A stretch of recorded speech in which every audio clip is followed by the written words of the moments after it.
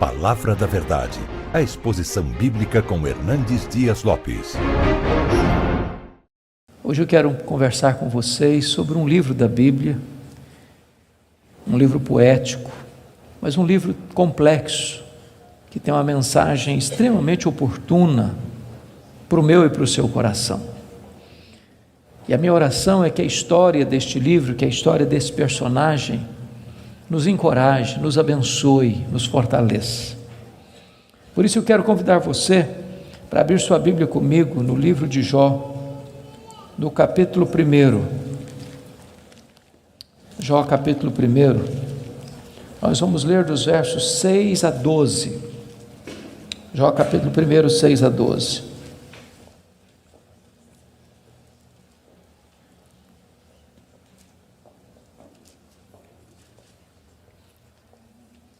Está escrito: num dia em que os filhos de Deus vieram apresentar-se perante o Senhor, veio também Satanás entre eles. Então perguntou o Senhor a Satanás: de onde vens? Satanás respondeu ao Senhor e disse: de rodear a terra e passear por ela. Perguntou ainda o Senhor a Satanás: observaste o meu servo Jó? Porque ninguém é na terra semelhante a ele, um homem íntegro e reto, temente a Deus e que se desvia do mal. Então respondeu Satanás ao Senhor: porventura Jó debalde ou inutilmente teme a Deus? Acaso não cercaste com sebe a ele, a sua casa e a tudo quanto tem? A obra de suas mãos abençoaste, os seus bens se multiplicaram na terra. Estende, porém, a tua mão e toca-lhe em tudo quanto tem, e verás se não blasfema contra ti na tua face. Disse o Senhor a Satanás: eis que tudo quanto ele tem está em teu poder, somente contra ele não estendas a tua mão. E Satanás saiu da presença do Senhor. Agora capítulo 2, versos de 1 a 6. Num dia em que os filhos de Deus vieram apresentar-se perante o Senhor, veio também Satanás entre eles apresentar-se perante o Senhor. Então o Senhor disse a Satanás: de onde vens? Respondeu Satanás ao Senhor e disse: de rodear a terra e passear por ela. Perguntou o Senhor a Satanás: observaste o meu servo Jó? Porque ninguém é na terra semelhante a ele, homem íntegro e reto, temente a Deus e que se desvia do mal. Ele conserva a sua integridade, embora me incitasses contra ele para o consumir sem causa. Então Satanás respondeu ao Senhor: pele por pele, tudo que o homem tem dará pela sua vida. Estende, porém, a tua mão e toca-lhe nos ossos e na carne, e verás se não blasfema contra ti na tua face. Disse o Senhor a Satanás: eis que ele está em teu poder, mas poupa-lhe a vida. Irmãos, esse texto registra este episódio da reunião de Deus com seus filhos.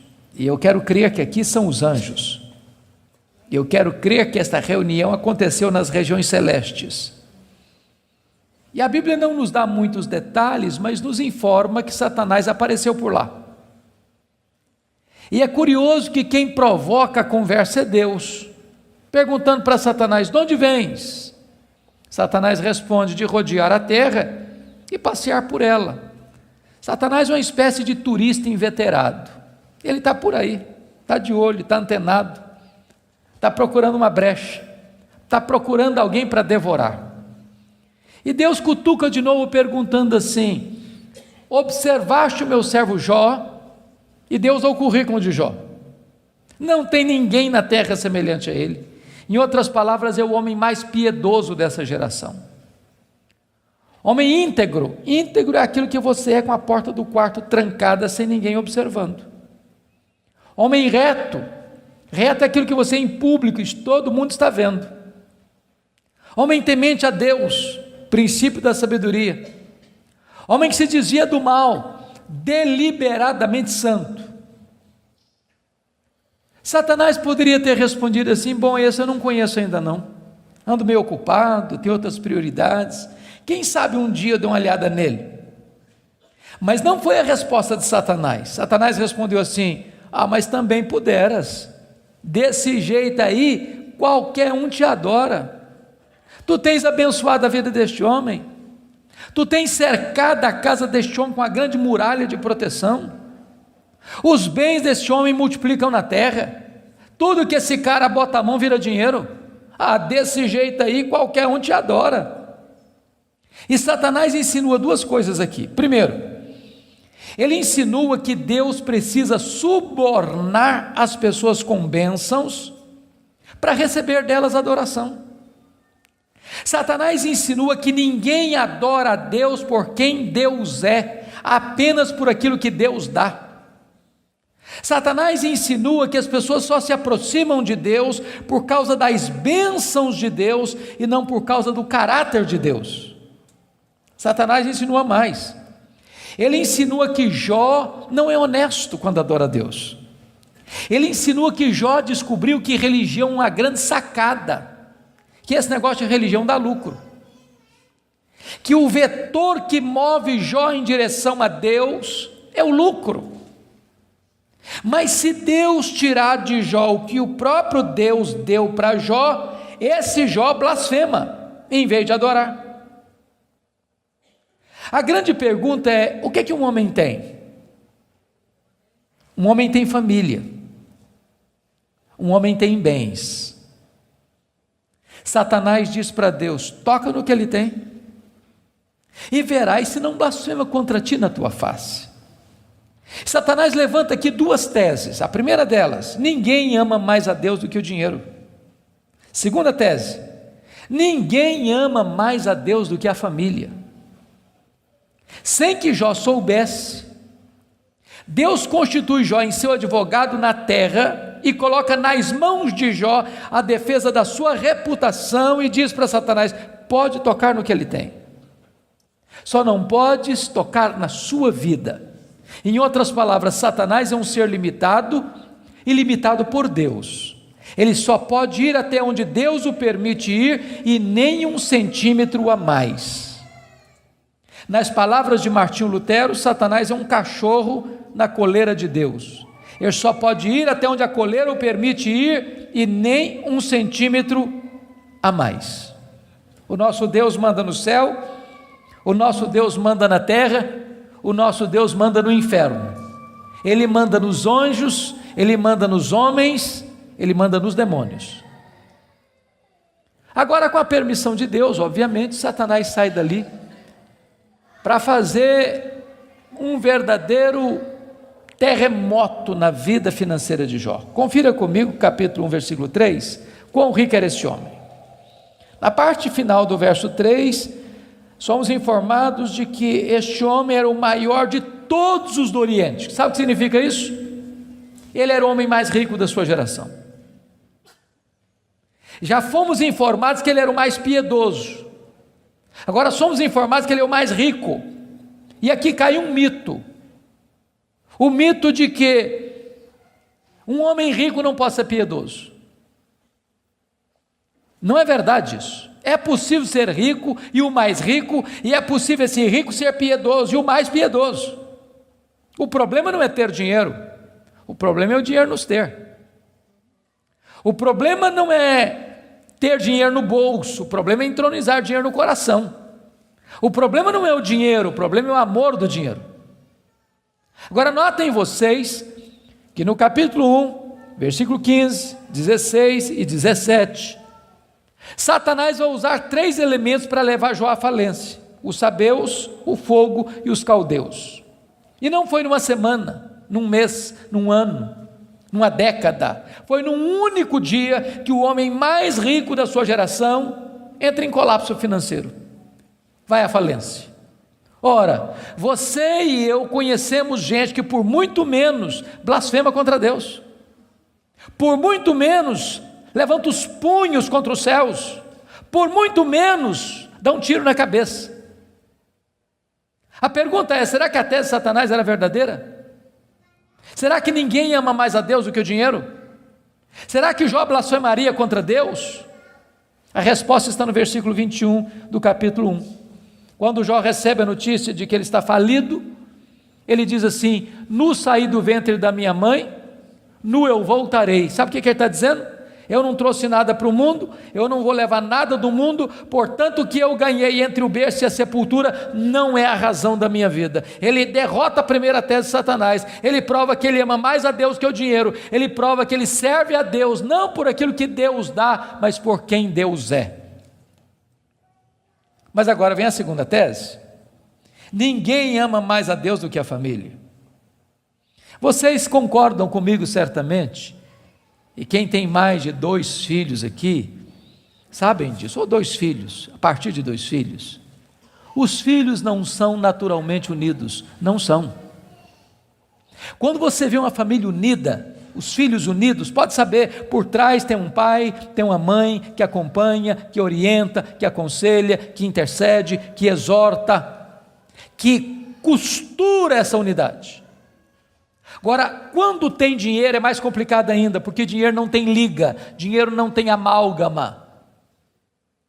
Se você perceber no capítulo 1, versículo 2, Jó tinha 7 filhos e 3 filhas. E você nota que os filhos de Jó eram unidos, caminhavam juntos, celebravam juntos, festejavam juntos. Mas por que esses filhos são unidos? Capítulo 1, versículo 5 responde: porque Jó era um pai que orava pelos filhos, já era um pai que chamava os filhos para exortá-los, já era um pai que levantava sacrifícios em favor dos seus filhos. Ele estava preocupado com a salvação deles, com a santificação deles, com a piedade deles, e a preocupação de Jó não era apenas com a reputação dos filhos, que eles pecassem contra Deus no seu coração. Jó estava mais preocupado com a glória de Deus do que com a reputação dos filhos.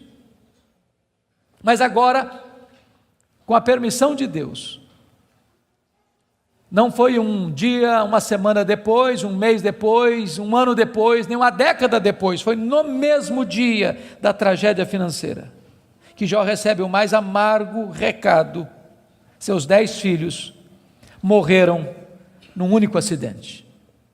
Agora pense comigo, o que é um homem, o que é um pai, o que é uma mãe, levar para o cemitério todos os seus filhos num único dia? Como é que ele volta de lá? Como é que ele recomeça a vida? Como é que ele se ergue do luto? Como é que ele escreve dali para frente o seu futuro? Será que Jó blasfemaria contra Deus? Será que de fato ninguém ama mais a Deus do que a família? Será que a tese de Satanás era verdadeira? A resposta está no capítulo 1, versículo 20. Quando Jó recebe a notícia dessa tragédia, diz a Bíblia que ele rasga o seu manto, que ele raspa a cabeça, que ele se prostra, que ele adora, e ele diz: o Senhor Deus deu, o Senhor Deus tomou, bendito seja o nome do Senhor. Ele derrota aqui a segunda tese de Satanás. Ele prova que ele ama mais a Deus do que a família. Ele prova que ele serve a Deus não pela bênção de Deus, mas pelo caráter de Deus, não por aquilo que Deus dá, mas por quem Deus é. Mas aí vem o capítulo 2. E no capítulo 2, mais uma vez os filhos de Deus se reúnem. Eu quero crer que os anjos, eu quero crer que nas regiões celestes. E mais uma vez Satanás aparece por lá. E é curioso que Deus é quem provoca a conversa de novo, perguntando para ele: de onde vens? Satanás responde: de rodear a terra e passear por ela. Sabe o que ele está dizendo? Não mudei minha agenda, estou fazendo o que eu sempre fiz, eu estou por aí, eu estou de olho, estou antenado, estou vivo e ativo no planeta Terra, estou procurando uma brecha, estou procurando alguém para devorar. E Deus cutuca outra vez, perguntando assim: observaste o meu servo Jó? E Deus dá o currículo de Jó sem alterar uma vírgula: não tem ninguém na terra semelhante a ele, homem íntegro, reto, temente a Deus, que se dizia do mal. Me incitasses contra ele sem causa para o destruir, mas ele permanece íntegro. Sabe o que Deus está dizendo? Satanás, suas teses são mentirosas, suas teses são falsas. Jó provou que me ama mais do que o dinheiro, mais do que a família. Jó provou que me ama não por aquilo que eu dou para ele, mas por quem eu sou. Aí Satanás levanta a terceira tese: pele por pele, e tudo que o homem tem dará pela sua vida. Toca-lhe nos ossos, toca-lhe na carne, e verás se não blasfema contra ti na tua face. A terceira tese de Satanás é essa: ninguém ama mais a Deus do que a si mesmo? Sem que Jó soubesse, Deus constitui Jó em seu advogado na terra e coloca nas mãos de Jó a defesa da sua reputação e diz para Satanás: pode tocar nos ossos dele, pode tocar na carne dele, só não podes tirar a vida dele. Satanás é um ser limitado e limitado por Deus. Ele só pode ir até onde Deus o permite ir e nem um centímetro a mais. Mas com a permissão de Deus, Satanás sai dali para colocar uma doença maligna em Jó, ferida do alto da cabeça à planta dos pés. E eu imagino essa cena. Jó está falido, Jó está enlutado, e agora o seu corpo começa a ficar chagado. Feridas vão arrebentando por todo o seu corpo. Seu corpo fica cheio de pus, sua pele vai ficando necrosada, ele vai ficando mal cheiroso, ele é uma chaga viva, ele é um aborto vivo. E diz a Bíblia que outras bolhas vão se formando, e ele precisa pegar um caco, talvez de telha, para raspar sua pele necrosada. Bolhas vão se formando e se formando, e ele tem que morder nessas bolhas para tentar aliviar a sua dor. Ele não consegue comer, ele não consegue dormir, a dor não dá pausa, não dá trégua, e ele vai ficando magro, magérrimo, macérrimo, encarquilhado, de couro furado pelas costelas em ponta, no auge da sua dor, do seu desespero. A sua mulher olha para ele, um espectro humano, uma chaga viva, se revolta contra Deus e diz: ainda conservas a tua integridade, Jó? Amaldiçoa o teu Deus e morre. Deus não é digno de ser adorado no sofrimento. Acaba com isso, tenha hombridade e coragem de dar cabo da sua vida. E Jó responde para ela no capítulo 2, verso 10: tu falas como uma louca. Nós temos recebido o bem de Deus, não receberíamos também o mal? Em tudo isso, diz o texto, Jó não pecou contra Deus com os seus lábios. Ele derrota aqui a terceira tese de Satanás. Ele provou que amava mais a Deus do que a si mesmo. Ele provou que ele servia a Deus não por aquilo que Deus dá, mas por quem Deus é. Mas confira comigo capítulo 2, versículo 11. Aí vieram os amigos. Ele faz Bildade e Zofar. Combinaram ir juntamente condoer-se de Jó, para consolá-lo. Diz o verso 12 que eles levantaram de longe os olhos, não reconheceram Jó. Eles ergueram a voz e choraram, cada um rasgou o seu manto, lançou pó sobre a cabeça. Sentaram-se com Jó na terra 7 dias e 7 noites. Nenhum lhe dizia palavra alguma, pois viam que a dor de Jó era muito grande. E eu quero fazer uma pergunta para você. Esses homens eram amigos de Jó? Esses homens eram amigos de Jó? É claro que eram. É claro que eram. Qual foi o problema desses homens? O problema desses homens é que num dado momento eles começaram, entre aspas, a fazer teologia. Eles começaram a lucubrar. Eles começaram a desenvolver uma espécie de lógica simples. E a lógica deles era essa: toda causa tem um efeito e todo efeito tem uma causa. Eles pensaram, para Jó estar sofrendo, ele deve ter feito coisa errada. Mas para ele estar sofrendo muito, ele deve ter feito muita coisa errada. Mas eles não só pensaram, eles falaram. Mas eles não só falaram, eles falaram para Jó. E eles assacaram contra Jó os mais pesados libelos acusatórios. Chamaram Jó de adúltero, chamaram Jó de ladrão, chamaram Jó de louco. Falaram para Jó que Deus havia matado os filhos dele por causa da loucura dele. Falaram para Jó que ele tinha ficado rico porque tinha roubado os órfãos e as viúvas. E eles foram massacrando Jó. E eles foram cravejando Jó com as suas setas mais venenosas. E eles foram esmagando Jó com as suas críticas mais desumanas e cruéis.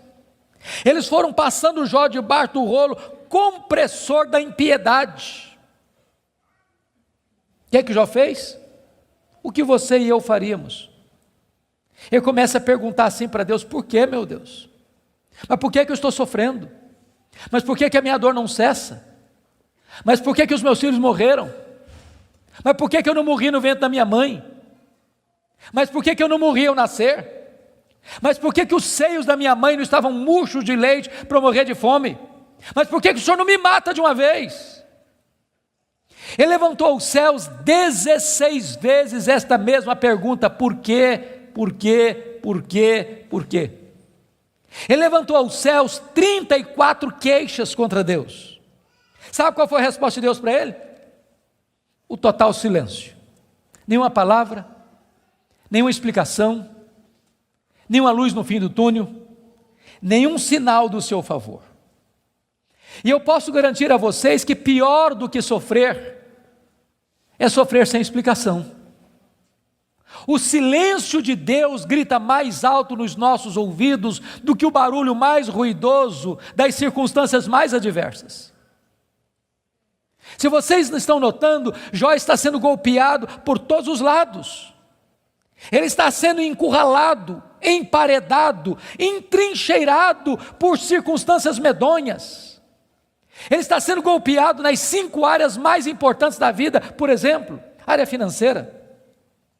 O homem mais rico vai à falência. Segundo, a saúde. Um homem saudável vira uma chaga aberta. Terceiro, o casamento. Na hora que esse cara mais precisava do apoio da mulher dele, ela disse assim para ele: morre, homem, mas morre logo. Chega, para com isso, morre. Quarta área, os filhos. Irmãos, não é natural pai enterrar filhos. Não é natural. Não é natural. Um dia um médico que acabara de sepultar o seu filho caçula, disse para mim com lágrimas nos olhos: pastor, eu não aceito isso, o meu filho ter furado a fila. Isso não é natural. Quinta área que Jó está sendo golpeado: as amizades. Aqueles que vieram para serem consoladores e aplicarem um azeite terapêutico do refrigério, aplicam-lhe o vinagre das críticas mais amargas. Esse homem está sendo golpeado por todos os lados. Esse homem, na verdade, está no fundo de um poço. Não tem mais nada para perder. Mas quando você está no fundo de um poço, só tem uma direção para olhar: é para cima. É para o alto, é para Deus. E quando ele olhou para cima, ele arranca do peito um brado de esperança e diz assim: mas uma coisa eu sei, é que o meu Redentor vive, e por fim revestir este meu corpo de pele, eu verei o meu Redentor. Quando ele dá esse brado de esperança, daqui a pouco Deus rompe o silêncio, e Deus começa a falar com ele. Mas quando Deus rompe o silêncio, Deus não responde nenhuma das 16 perguntas de Jó. Quando Deus rompe o silêncio, Deus não responde nenhuma das 34 queixas de Jó. Quando Deus rompe o silêncio, Deus faz 70 perguntas para Jó. Todas perguntas retóricas, todas perguntas que não têm uma resposta. Deus pergunta para Jó assim: ô Jó, onde você estava quando eu lançava os fundamentos da terra? Ô Jó, onde você estava quando eu espalhava as estrelas no firmamento? Ô Jó, onde você estava quando eu cercava as águas do mar para elas não invadirem a terra? Ô Jó, me explica aí, onde fica o reservatório do vento? Me explica, Jó, como é que eu formo a geada? E Deus foi abrindo as comportas dos céus e despejando em catadupas, torrentes caudalosas do seu conhecimento, da sua majestade, da sua soberania sobre Jó. E Jó, ao ser esmagado por esta gloriosa revelação de Deus, ele foi se encolhendo, ele foi se encolhendo, ele foi se encolhendo, ele foi se encolhendo, para descobrir as 5 verdades mais sublimes da sua vida, que mudaram a sua história, Verdades essas que espero em Deus impactem nesta noite o seu e o meu coração. Que verdades são essas? Vá comigo, por favor, para o capítulo 42 deste mesmo livro.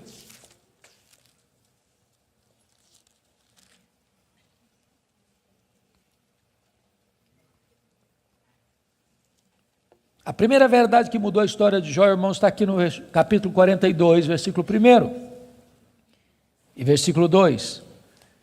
Então respondeu Jó ao Senhor: bem sei que tudo podes. Primeira coisa que ele descobre é a onipotência de Deus. Deixa eu dizer uma coisa para você maravilhosa. Você e eu temos impossibilidades intransponíveis. Intransponíveis. Eu gosto muito de ler. Procuro visitar uma livraria pelo menos uma vez por semana, para ver o que está saindo. Você sabe que no Brasil e no mundo, os dois tipos de livros que mais são publicados, primeiro são livros de autoajuda. Depois, livros que ensinam você a ficar rico rápido. São os livros que mais são publicados. Toda semana tem livro novo nessa área. E esses livros dizem assim para você: você tem a força, você é capaz, você tem o poder, você é um gigante, há poder nas suas palavras, basta você fazer cócega no seu interior e levantar-se-á daí um gigante. Sabe o que a Bíblia diz? Exatamente o contrário disso. A Bíblia diz que você e eu somos fracos, mas muito fracos. Por exemplo, nós temos fraquezas físicas. Ô, gente, gostando ou não, querendo ou não, o tempo vai esculpindo algumas rugas no nosso rosto, indisfarçáveis. De vez em quando um cosmético ajuda. Daqui a pouco uma cirurgia plástica dá uma boa melhorada. Mas chega uma hora que nem Pitangui e a sua equipe dão mais jeito. As pernas ficam bambas, os joelhos trôpegos, as mãos descaídas, os olhos embaçados, e diz os entendidos que cada fio de cabelo branco que brota na sua cabeça é a morte chamando você para um duelo. E eu acho até um exército acampado ao meu redor. Nós temos fraquezas físicas. Nós temos fraquezas emocionais, irmãos. Quantas vezes você e eu, nas noites mais tenebrosas da nossa alma, já gememos, já choramos, desesperados, dizendo: meu Deus, eu não aguento mais, eu não aguento mais. Temos fraquezas emocionais. Nós temos fraquezas morais. Quantas vezes você já orou a Deus com sinceridade de coração, dizendo: Deus, eu não quero mais cometer esse erro, Deus, eu não quero mais transgredir e cair nesse mesmo pecado, Deus, eu não quero mais reincidir nesse erro, e daqui a pouco você se flagra cometendo o mesmo erro, o mesmo pecado. Não é porque faltou para você sinceridade, não, faltou para você poder. Temos fraquezas morais. Nós temos fraquezas espirituais.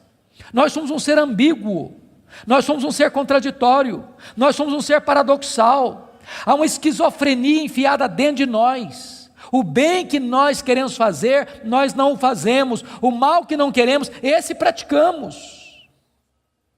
Somos fracos. Mas é tão bom você saber que o seu Deus tudo pode. Não há impossíveis para Ele, não há doença incurável para Ele, não há vida irrecuperável para Ele, não há casamento sem solução para Ele, não há causa perdida para Ele. Ele pode tudo quanto Ele quer, Ele é o todo-poderoso Deus. A grande pergunta, portanto, é esta: quem é o seu Deus? Quão grande é o seu Deus? Quão majestoso é o seu Deus? A W. Tozer, um dos mais importantes escritores do século passado, ele diz que o maior problema da igreja é que ela passa a maior parte do tempo tomando o seu próprio pulso e olhando para o seu próprio umbigo. quando na verdade o nosso principal propósito deveria ser de conhecer a Deus, porque Daniel 11:32 diz que aquele que conhece a Deus é um povo forte e ativo. Quem é o seu Deus? Quão grande é o seu Deus? Quão majestoso é o seu Deus? Quando o profeta Isaías estava escrevendo o seu livro, e agora nós sabemos no capítulo 40, ele diz que o meu Deus, diz Isaías, é aquele que mede as águas na concha da sua mão. Pense comigo no Pacífico, no Atlântico, no Índico, no Mediterrâneo, nos rios, nos mares. Deus mede as águas na concha da sua mão. Vá ao Atlântico, tente esvaziá-lo com um baldinho, veja quanto tempo você vai levar. Diz: o meu Deus é aquele que pesa o pó das montanhas em balança de precisão, como se estivesse pesando partículas de ouro. Ele diz: o meu Deus, ele mede os céus a palmos.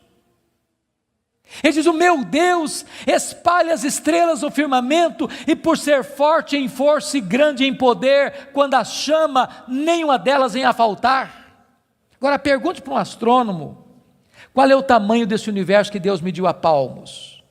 Sabe qual é a resposta dele? Eu não sei. Mas você sabe. Você sabe. Você sabe que o universo não é infinito, porque a infinitude é um atributo exclusivo de Deus. Mas os astrônomos afirmam que o nosso universo tem mais de 93 bilhões de anos-luz de diâmetro. O que significa isso? Significa que se você pudesse voar à velocidade da luz, 300 mil quilômetros por segundo, nessa velocidade você demoraria mais de 93 bilhões de anos para ir de uma extremidade à outra do universo.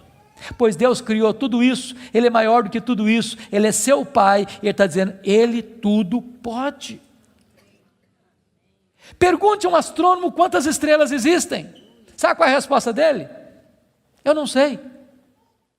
Mas eles afirmam categórica e insofismavelmente que há mais estrelas no universo do que grãos de areia em todas as praias e desertos do nosso planeta. Vá um dia à praia, encha a concha da sua mão de areia, leve para casa, bote numa tábua de vidro e conte quantos grãos de areia você consegue colocar na concha da sua mão. Há mais grãos de areia, há mais estrelas no firmamento que todos os grãos de areia de todas as praias e desertos do nosso planeta. Deus não apenas criou todas elas, Deus conhece cada uma delas pelo nome, e por ser forte em força e grande em poder, quando as chama, nenhuma delas vem a faltar. Este é o seu Deus, Ele tudo pode. Mas não é apenas o macro-universo que nos impressiona, não, o micro também. Se você for hoje na sua casa, lá no quintal ou na varanda que tem uma planta, tire lá uma folha, por mais tenra e delgada que ela seja, ela é tão complexa quanto a região metropolitana da Grande Campinas. Chegue em casa hoje, vá na geladeira, pega um ovo, quebre numa frigideira. Aquela gema é mais complexa do que qualquer máquina que o homem jamais inventou. Dr. John Wilson, que é uma das maiores autoridades em oftalmologia no mundo, disse que há em cada um dos nossos olhos em torno de 2 milhões de fios duplos encapados, e se não for assim haveria um curto-circuito e nós ficaríamos cegos. Dr. Marshall Nirenberg, prêmio Nobel de Biologia, fez uma das mais fantásticas descobertas no século passado. Ele descobriu que nós somos um ser programado geneticamente. Ele descobriu que nós somos um ser computadorizadamente, geneticamente. Ele descobriu que você e eu temos em torno de 60 trilhões de células vivas no nosso corpo. Ele descobriu que em cada uma dessas células nós temos 1,70 m de fita DNA, onde estão gravados e computadorizados todos os nossos dados genéticos, a cor dos nossos olhos, a cor da nossa pele, o nosso temperamento. Se você espichar a fita DNA do seu corpo, você tem 102 trilhões de metros de fita DNA, você tem 102 bilhões de quilômetros de fita DNA no seu corpo. Daria para dar diversas voltas no sistema planetário. Dr. Louis vai dizer que códigos de vida não se originam espontaneamente. Códigos de vida não se originam de uma explosão de milhões, de uma explosão, a mega explosão cósmica. Códigos de vida não se originam de uma evolução de milhões e milhões de anos. Códigos de vida foram plantados em você pelo Deus Todo-Poderoso, Criador dos céus e da terra. Ele tudo pode. Deixa eu ilustrar isso para você. Um pai caminhava pela rua com seu filho de 4 anos. Eu acho que todos vocês concordam comigo que as crianças parece que fizeram um curso de pós-doutorado em perguntas difíceis. Eu não conheço ninguém que faz pergunta mais complicada do que criança. E o menino voltou para o pai e perguntou assim: papai, qual é o tamanho de Deus? E o pai engasgou, porque não tinha uma resposta pronta para um menino de 4 anos. Permaneceu em silêncio, continuou caminhando. Daqui a pouquinho o pai escuta o ronco das turbinas de um avião supersônico lá nas alturas excelsas e diz: filho, olha para cima. O menino olhou: está vendo aquele avião, filho? Estou vendo, papai, estou vendo. Qual é o tamanho daquele avião, filho? Ah, papai, muito pequeno, estava muito longe. O pai pegou o menino pelo braço, levou no aeroporto. Lá tinha um jumbão de mais de 400 passageiros estacionado.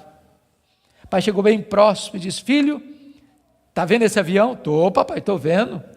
Qual é o tamanho desse avião, meu filho? Ih, papai, mas grande, muito grande. O pai disse: filho, Deus é do mesmo jeito. Quando você está longe de Deus, meu filho, Deus parece pequeno para você. Aí seus problemas ficam enormes. Mas quando você está perto de Deus, meu filho, Deus é grande para você. Aí os seus problemas ficam pequenos. Agora eu sei que tudo podes. A segunda verdade que mudou a vida de Jó está aí no versículo 2. E nenhum dos teus planos pode ser frustrado. Irmãos, não tem acaso, não tem sorte, não tem azar, não tem determinismo, não tem feitiço, não tem esse negócio de olho gordo. Você não precisa ter medo de sexta-feira 13. Você sabe que a mão de Deus dirige o seu destino. Nem um fio de cabelo da sua cabeça pode ser tocado sem que Deus saiba, sem que Deus permita, sem que Deus tenha um propósito. Quando você entende que Deus governa o universo, que Deus governa até uma folha que cai no outono, que nenhum pássaro, nenhum pardal pode cair ao chão sem que Deus saiba e permita, você vai entender que você não é uma lasca de lenha jogada no mar da vida, empurrado de um lado para o outro ao sabor das circunstâncias. A sua vida está nas mãos daquele que está assentado na sala de comando do universo. Ele está no controle. Não há acaso, não há azar, ele dirige o seu destino. Você pode dizer como Paulo: sabemos que todas as coisas cooperam para o bem daqueles que amam a Deus, daqueles que são chamados segundo o seu propósito. A terceira verdade que mudou a vida de Jó está aí no versículo 3, confira comigo.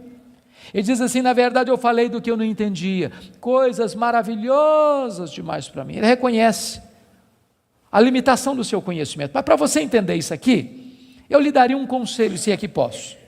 Tira um sábado, tira um feriado, dá uma lida em Jó numa sentada só. Você vai descobrir coisa maravilhosa. Você vai descobrir que Jó, ao longo do livro, fez 3 coisas. Ele perguntou, ele se queixou e ele se defendeu. 3 coisas que ele fez. E você sabe disso, quando ele está machucado, quando ele está ferido, quando a gente está se sentindo injustiçado, sabe o que a gente faz? A gente fala, se defende, e às vezes quando a gente está sofrido demais, machucado demais, doído demais, a gente fala muita coisa sem entender. Quando Deus despeja a glória dele em cima de Jó, Jó bota a mão na boca e diz: meu Deus, quanta coisa que eu falei sem entender. Sabe o que eu aprendo com isso? Quando você encontrar alguém que parece sabichão demais, que sabe demais, que fica arrotando em cima de você conhecimento demais, você está perto de uma pessoa que sabe quase nada. que quem sabe, sabe que não sabe. Quanto mais você sabe que você não sabe, porque o que você não sabe é muito mais do que o que você sabe. Portanto, quem sabe, não estufa o peito, não fica empavonado. Não dá para ficar na presença do Todo-Poderoso Deus com soberba, com altivez, com arrogância. Jó começa a entender que Deus é Deus e Ele é homem. A quarta verdade que mudou a vida de Jó está no versículo 5, confira comigo. Ele reconhece o seu limitado conhecimento de Deus e diz assim: eu te conheci só de ouvir, mas agora os meus olhos te veem. Eu não sei se vocês entram em crise com esse versículo, eu entro. Sabe por que eu entro em crise com esse versículo? Porque eu não consigo conciliar 42:5 com 1:8. Lá no capítulo 1, versículo 8, Deus disse acerca dele: não tem ninguém na terra parecido com ele. Homem íntegro, reto, temente a Deus, que se desvia do mal. Aqui não é bajulação de um amigo rasgador de seda. Quem está falando isso acerca de Jó é Deus. É Deus quem está dizendo que esse cara é o homem mais piedoso da sua geração. E Deus não tem uma opinião a nosso respeito, Deus tem um diagnóstico. Agora, como é que esse homem que Deus diz que é o cara mais piedoso da sua geração, vem me fazer uma confissão dessa? Ah, Deus, eu te conheci só de ouvir, mas agora os meus olhos te veem. Parece contraditório. Mas para explicar isso, deixe-me fazer uma outra pergunta. Você conhece a Deus? Você conhece a Deus? Quanto você conhece? Quanto?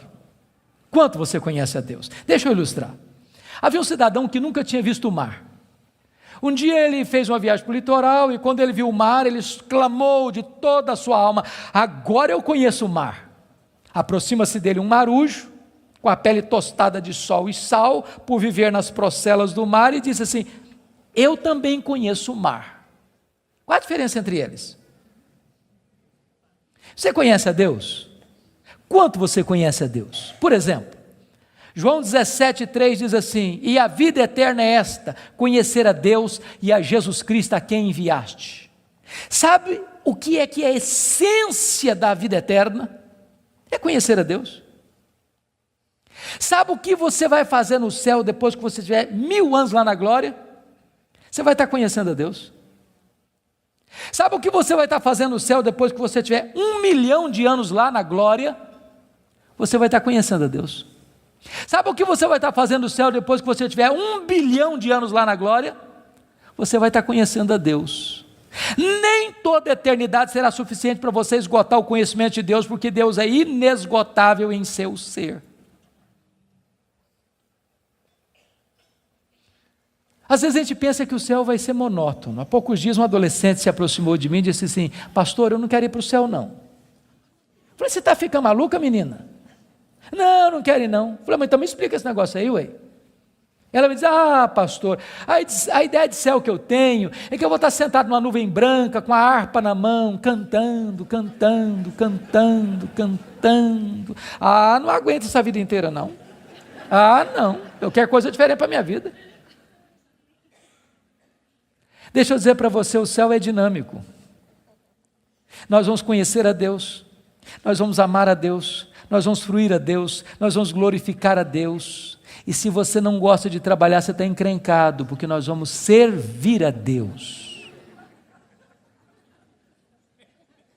Agora pense comigo nessa tese. Parece-me que foi Albert Einstein quem disse isso.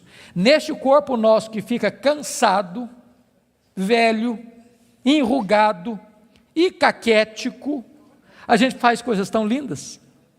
E dizer que nós não usamos nem 10% do nosso potencial. Agora pense comigo um corpo 100% turbinado pela glória de Deus, imortal, incorruptível, poderoso, glorioso, espiritual, celestial, semelhante ao corpo da glória do Senhor Jesus. O que não vão poder fazer? Já pensou nisso? Por exemplo, quando Jesus ressuscitou com o corpo de glória, ele entrava numa casa com a porta fechada sem precisar abrir a porta. Quando Jesus ressuscitou com o seu corpo de glória, ele saía de Jerusalém, aparecia lá na Galileia, mais de 100 quilômetros, sem precisar percorrer o trecho. Quando Jesus ressuscitou com o corpo de glória, ele foi assunto aos céus, levado entre nuvens. Eu pergunto para você agora, com que velocidade Jesus voltou para o céu? Velocidade da luz? 300 mil quilômetros por segundo. Porque se Jesus voltou na velocidade da luz, 300 mil quilômetros por segundo, depois de 2000 anos, ele está logo ali na esquina ainda.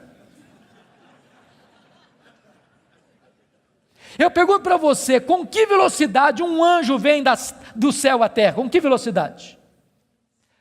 A Bíblia diz que lá no Getsêmani, Jesus disse para Pedro assim, bota essa espada na bainha aí, se eu precisasse de ajuda, eu rogaria ao Pai, ele me mandaria mais de 12 legiões de anjos. Quantos são 12 legiões de anjos?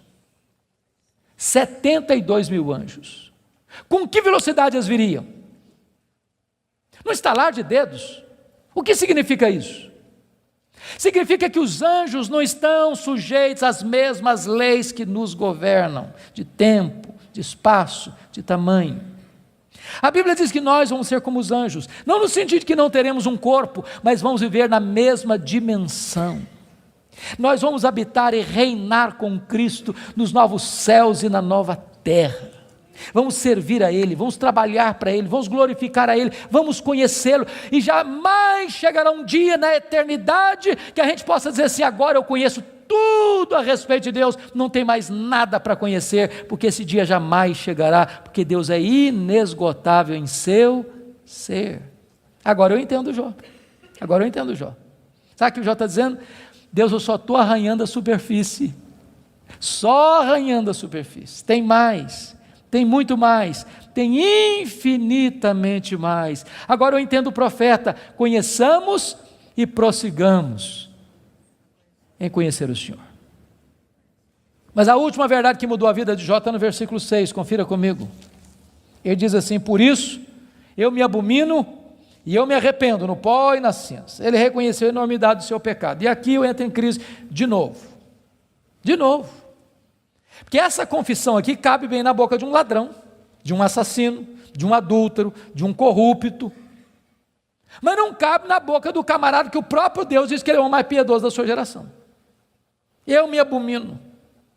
E eu me arrependo no pó e na cinza. Como é que você vai entender isso? A grande questão aqui é a seguinte, irmãos, as pessoas que mais sofrem e lamentam os seus pecados não são as pessoas que mais pecam. As pessoas que mais choram, lamentam e confessam os seus pecados são as pessoas que mais perto de Deus andam. Quem anda longe de Deus nem consciência de pecado tem. Eu estava pregando final do ano passado no Hospital Cruz Azul em São Paulo. E a Eleni Vassão, que é capelã, me disse, nós lidamos com uma situação muito triste, agora recente. Eu perguntei, o que foi, Eleni? O que aconteceu? Ela me disse que chega no hospital uma moça, com seus pais, com hemorragia muito severa. E quando o médico foi examinar aquela moça, o médico disse, essa menina acabou de ter um bebê. Essa moça acabou de ter um bebê. E a moça protestou, falou, não, o senhor está enganado, eu não estava grávida não. Os pais disseram, não, essa moça não estava grávida. E o médico radicalizou, pois essa moça acabou de ter um bebê. E a família inteira negou. E o médico radicalizou de novo, tragam-me o bebê, senão eu denuncio o fato à polícia. Daqui meia hora, chegou um bebê, morto, numa caixa de isopor. E Helene disse, pastor, nenhum sintoma de culpa, nem nos pais, nem na moça, nenhum sofrimento.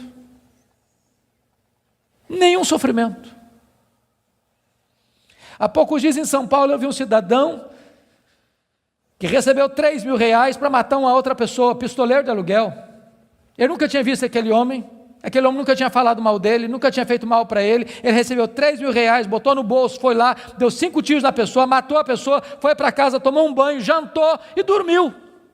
Nenhuma culpa. Mas quem anda na presença de Deus, aquele que é santo,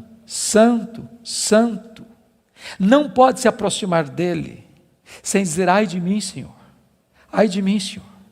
eu estou perdido, Não pode se aproximar dele sem dizer: Senhor, eu me abomino no pó e na cinza, eu me arrependo. Porque na presença desse Deus, até os serafins cobrem o rosto. Então preste bem atenção nisso.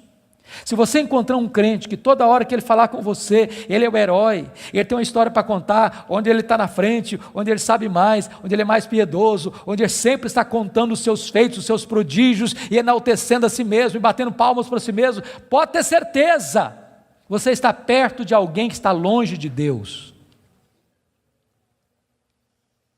Porque é impossível estar na presença de Deus, sem dizer: ai de mim, Senhor, ai de mim, Senhor.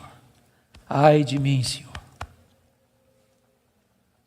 Agora eu não sei se você já parou para perguntar por que Deus restaurou a sorte de Jó, versículo 10, quando ele orava para os seus amigos. Já perguntou isso? Por que Deus restaurou a sorte dele quando ele orava pelos seus amigos? Deixa eu fazer uma perguntinha para você. Alguém já falou mal de você alguma vez? Ou você é um cara tão espiritual que nunca ninguém falou mal de você? O que você sente quando alguém fala mal de você? Você fica feliz? Você dá pulos de alegria? O que vocês acham que Jó sentiu quando os amigos dele falaram assim: você é um ladrão, cara? Ô Jó, você é adúltero. Sabe por que você está rico assim? Que você ficou rico, cara? Você roubou as viúvas, roubou os órfãos. Ô Jó, sabe por que você enterrou aqueles meninos? Você é louco, Deus pesou a mão sobre você, porque você é louco, por isso que os meninos morreram, além de enterrar os filhos, ainda recebe a culpa. O que vocês acham que Jó sentiu, irmãos? Sabe o que ele fez? Ele se defendeu, mas quem se defende, sabe o que tem às vezes no coração? Dor, mágoa, ressentimento. Sabe o que Deus está falando para esse homem ser restaurado? Deus está dizendo: meu filho, saia desta arena da autodefesa e entre na brecha da intercessão. Porque enquanto você se defende e tem mágoa, mas você não consegue orar por alguém e ter mágoa desse alguém ao mesmo tempo.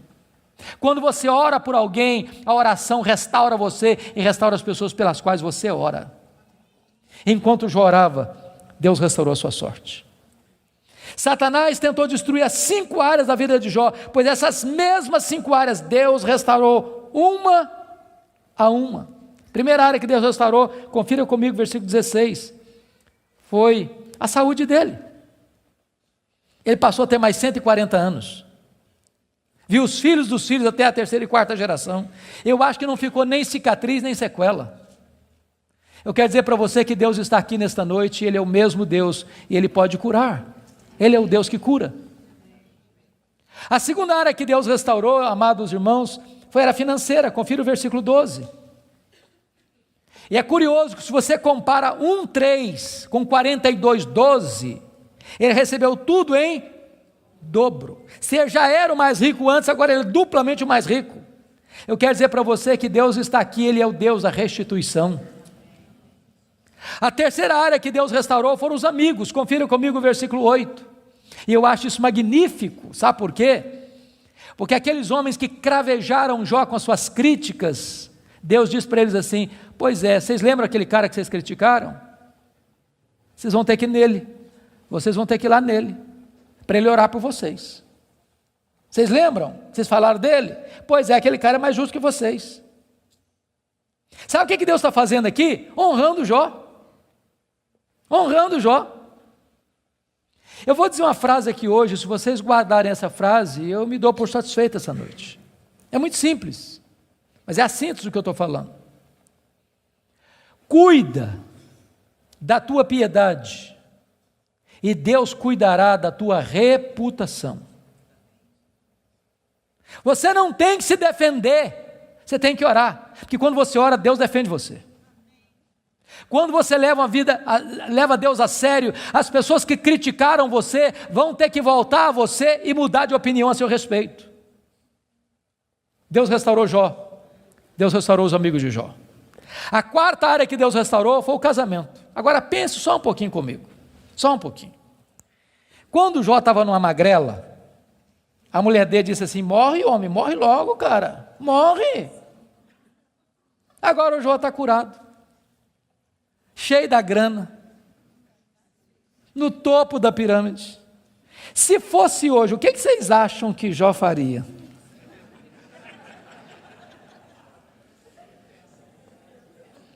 Eu acho que ele ia dizer assim, você queria que eu morresse, né? A fila andou, minha filha. Estou noutra. Irmãos queridos, Deus não faz a obra pela metade. Deus curou o coração da mulher dele, Deus curou o coração dele, Deus restaurou o casamento deles. Há poucos dias, chegou uma mulher para mim e disse assim, pastor, eu estou me divorciando. Eu tomei um susto, falei, mas divorciando? Falei, estou me divorciando. E eu perguntei, mas por quê? Ela olhou fundo nos meus olhos e disse, pastor, secou. Está claro? Vou para você botar a legenda. E eu falei, secou, filha? Secou. Falei, então tem esperança. Mas como tem esperança? Minha filha, você não leu na Bíblia lá que a vara seca de Arão floresceu? Pois Deus faz o que está seco florescer. Ela falou, pastor, o senhor está meio bruto, o senhor não me entende não, o senhor não compreende a minha linguagem, não, eu estou falando do senhor que morreu. Está claro agora? Morreu. Eu falei, morreu, filha? Morreu, sim, senhor. Falei, então tem esperança. Ué, você não já leu na Bíblia que Jesus ressuscita os mortos? Pois Jesus ressuscita esse sentimento que está morto aí, ué. Pastor, o senhor está ficando biruto, o senhor não está me entendendo não, eu estou falando para o senhor que acabou. Está claro agora, acabou. Falei, acabou, filha? Ué, então tem esperança. Ué, você não leu na Bíblia lá que Deus chama a existência as coisas que não existem? Deus pode chamar a existência o que não tem aí, ué. Você não vai divorciar essa semana não. Nós vamos orar uma semana. Daqui a semana você volta aqui. Passou uma semana, ela voltou. Falou, pastor, acabou. Acabou a vontade de divorciar. Deus está mudando meu coração, estou animado e nós vamos continuar juntos. Deixa eu dizer uma coisa para você, Deus está aqui. E Deus é o Deus que restaura casamentos quebrados. Finalmente, a última área que Deus restaurou, com os filhos. Capítulo 1, versículo 2, quantos filhos Jó tinha? 10 filhos. 42, 13. Quantos filhos Jó vai ter agora? Quantos? Quantos? 10. Aí vocês dizem, bom, então não foi tudo em dobro. Porque se ele tinha 10 e Deus deu tudo em dobro, quanto é que devia ter agora? 20. Então não foi tudo em dobro. Como é que a gente entende isso? Deixa eu dizer uma coisa para você, querido. Quando uma ovelha morre, você perde uma ovelha. Mas quando um filho morre, você não perde um filho. Como aquele pai que voltava do cemitério, e o amigo disse, meus sentimentos, eu soube que o senhor perdeu o seu filho. Eu disse, não, eu não perdi meu filho. Você perde alguém quando você não sabe onde ele está. Eu sei onde está meu filho, eu sei com quem está meu filho está no céu, meu filho está com Jesus, eu não perdi o meu filho. Jó agora tem 10 filhos na terra, Jó agora tem 10 filhos no céu. Deus restaurou completamente.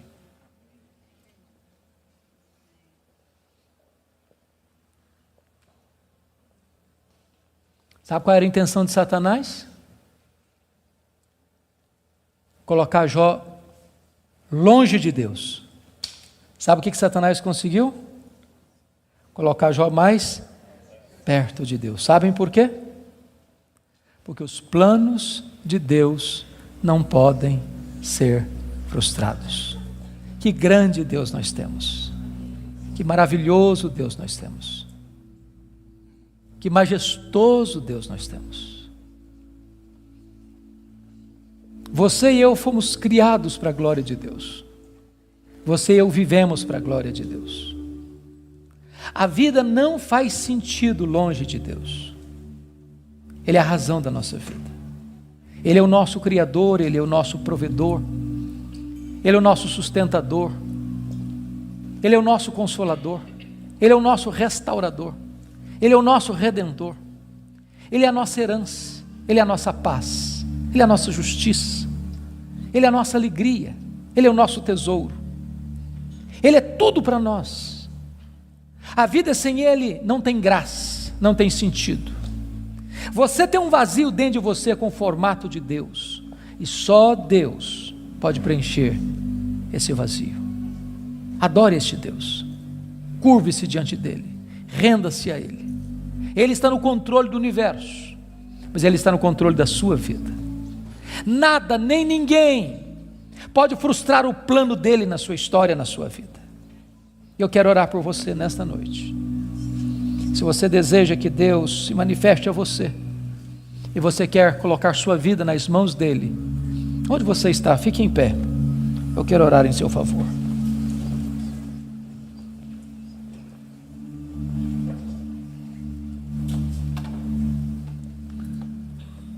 Ó Deus, nós te adoramos nesta noite, porque só Tu és Deus, o Todo-Poderoso Deus, o Deus que não é forjado por mãos humanas, o Deus que não foi criado pela imaginação dos homens, o Deus que é, o Deus eterno, o Deus criador, sustentador da vida, o Deus da nossa salvação.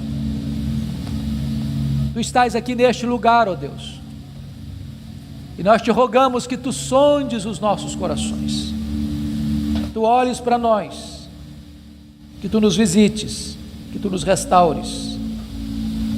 E se porventura entrou alguém aqui, Deus, sem Te conhecer como Deus pessoal, que esta seja a noite da reconciliação contigo, a noite da salvação, a noite da restauração.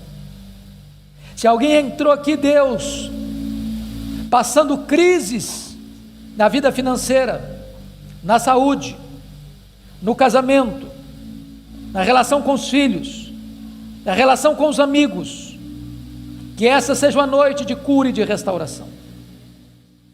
Se alguém entrou aqui, Deus, cheio de perguntas e de queixas, sem respostas, que nesta noite Tu te reveles a este coração, dando respostas aos céus, que aliviem a alma, que aquietem o coração. Conceda a Tua graça sobre o Teu povo, derrama sobre nós a luz do Teu rosto. Queremos viver para Te conhecer, para Te honrar, para Te exaltar, para nos deleitarmos em Ti, porque Tu és a fonte de todo o nosso prazer. Glória ao Teu nome, pela Tua palavra, glória ao Teu nome, pela Tua igreja, glória ao Teu nome, pelas famílias aqui presentes, glória ao Teu nome, por esse tempo precioso de culto. Nós Te adoramos, na pessoa do Teu Filho, nosso Redentor. Aleluia. Amém.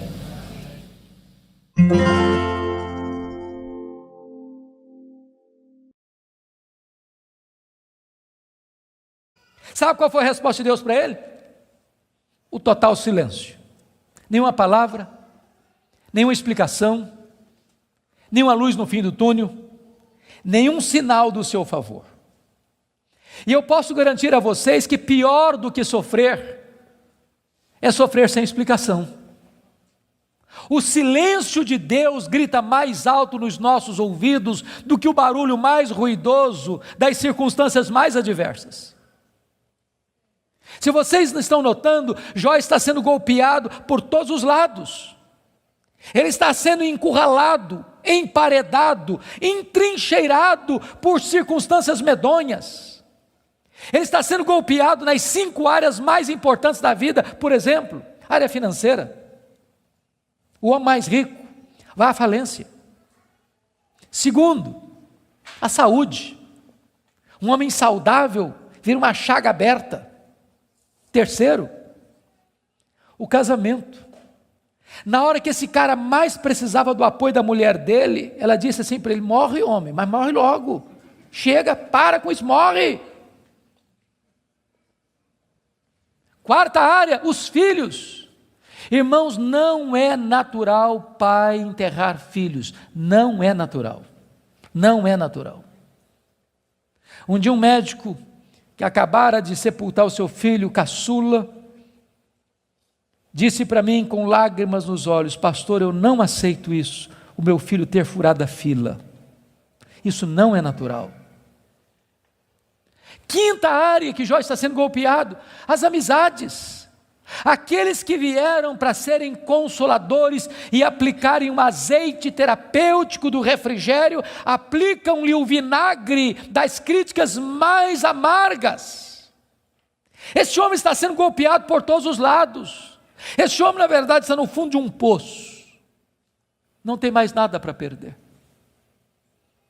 Mas quando você está no fundo de um poço, só tem uma direção para olhar: é para cima, é para o alto, é para Deus.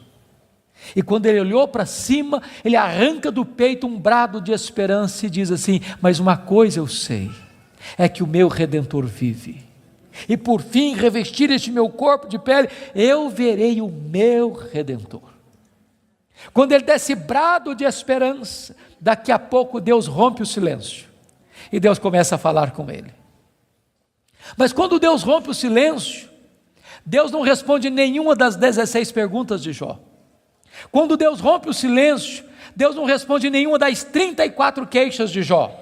Quando Deus rompe o silêncio, Deus faz 70 perguntas para Jó. Todas perguntas retóricas, todas perguntas que não têm uma resposta. Deus pergunta para Jó assim: ô Jó, onde você estava quando eu lançava os fundamentos da terra? Ô Jó, onde você estava quando eu espalhava as estrelas no firmamento? Ô Jó, onde você estava quando eu cercava as águas do mar para elas não invadirem a terra? Ô Jó, me explica aí, onde fica o reservatório do vento? Me explica, Jó, como é que eu formo a geada? E Deus foi abrindo as comportas dos céus e despejando em catadupas torrentes caudalosas do seu conhecimento, da sua majestade, da sua soberania sobre Jó. E Jó, ao ser esmagado por esta gloriosa revelação de Deus, ele foi se encolhendo, ele foi se encolhendo, ele foi se encolhendo, ele foi se encolhendo, para descobrir as 5 verdades mais sublimes da sua vida, que mudaram a sua história. Verdades essas que, espero em Deus, impactem nesta noite o seu e o meu coração. Que verdades são essas? Vá comigo, por favor, para o capítulo 42 deste mesmo livro.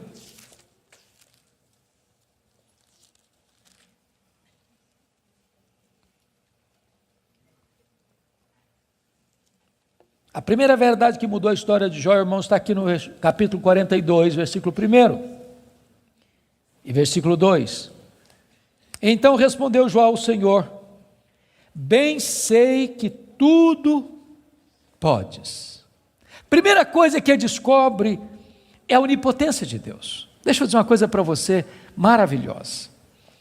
Você e eu temos impossibilidades intransponíveis. Intransponíveis. Eu gosto muito de ler. Procuro visitar uma livraria pelo menos uma vez por semana, para ver o que está saindo. Você sabe que no Brasil e no mundo, os 2 tipos de livros que mais são publicados, primeiro são livros de autoajuda. Depois, livros que ensinam você a ficar rico rápido. São os livros que mais são publicados. Toda semana tem livro novo nessa área. E esses livros dizem assim para você: você tem a força, você é capaz, você tem o poder, você é um gigante, há poder nas suas palavras, basta você fazer cócega no seu interior e levantar-se-á daí um gigante. Sabe o que a Bíblia diz? Exatamente o contrário disso. A Bíblia diz que você e eu somos fracos, mas muito fracos. Por exemplo, nós temos fraquezas físicas. Hoje, gente, gostando ou não, querendo ou não, o tempo vai esculpindo algumas rugas no nosso rosto, indisfarçáveis. De vez em quando um cosmético ajuda. Daqui a pouco uma cirurgia plástica dá uma boa melhorada. Mas chega uma hora que nem Pitangui e a sua equipe dão mais jeito. As pernas ficam bambas, os joelhos trôpegos, as mãos descaídas, os olhos embaçados, e diz os entendidos que cada fio de cabelo branco que brota na sua cabeça é a morte chamando você para um duelo. E eu acho até um exército acampado ao meu redor. Nós temos fraquezas físicas. Nós temos fraquezas emocionais, irmãos. Quantas vezes você e eu, nas noites mais tenebrosas da nossa alma, já gememos, já choramos, desesperados, dizendo: meu Deus, eu não aguento mais, eu não aguento mais. Temos fraquezas emocionais. Nós temos fraquezas morais. Quantas vezes você já orou a Deus com sinceridade de coração, dizendo: Deus, eu não quero mais cometer esse erro, Deus, eu não quero mais transgredir e cair nesse mesmo pecado, Deus, eu não quero mais reincidir nesse erro, e daqui a pouco você se flagra cometendo o mesmo erro, o mesmo pecado. Não é porque faltou para você sinceridade, não, faltou para você poder. Temos fraquezas morais. Nós temos fraquezas espirituais. Nós somos um ser ambíguo, nós somos um ser contraditório, nós somos um ser paradoxal. Há uma esquizofrenia enfiada dentro de nós. O bem que nós queremos fazer, nós não o fazemos. O mal que não queremos, esse praticamos. Somos fracos. Mas é tão bom você saber que o seu Deus tudo pode. Não há impossíveis para Ele, não há doença incurável para Ele, não há vida irrecuperável para Ele, não há casamento sem solução para Ele, não há causa perdida para Ele. Ele pode tudo quanto Ele quer, Ele é o todo-poderoso Deus. A grande pergunta, portanto, é esta: quem é o seu Deus? Quão grande é o seu Deus? Quão majestoso é o seu Deus? A W. Tozer, um dos mais importantes escritores do século passado, ele diz que o maior problema da igreja é que ela passa a maior parte do tempo tomando o seu próprio pulso e olhando para o seu próprio umbigo, quando na verdade o nosso principal propósito deveria ser de conhecer a Deus, porque Daniel 11:32 diz que aquele que conhece a Deus é um povo forte e ativo. Quem é o seu Deus? Quão grande é o seu Deus? Quão majestoso é o seu Deus? Quando o profeta Isaías estava escrevendo o seu livro, e agora nós sabemos no capítulo 40, ele diz que o meu Deus, diz Isaías, é aquele que mede as águas na concha da sua mão. Pense comigo no Pacífico, no Atlântico, no Índico, no Mediterrâneo, nos rios, nos mares. Deus mede as águas na concha da sua mão. Vá ao Atlântico, tente esvaziá-lo com um baldinho, veja quanto tempo você vai levar. Diz: o meu Deus é aquele que pesa o pó das montanhas em balança de precisão, como se estivesse pesando partículas de ouro. Ele diz: o meu Deus, Ele mede os céus a palmos.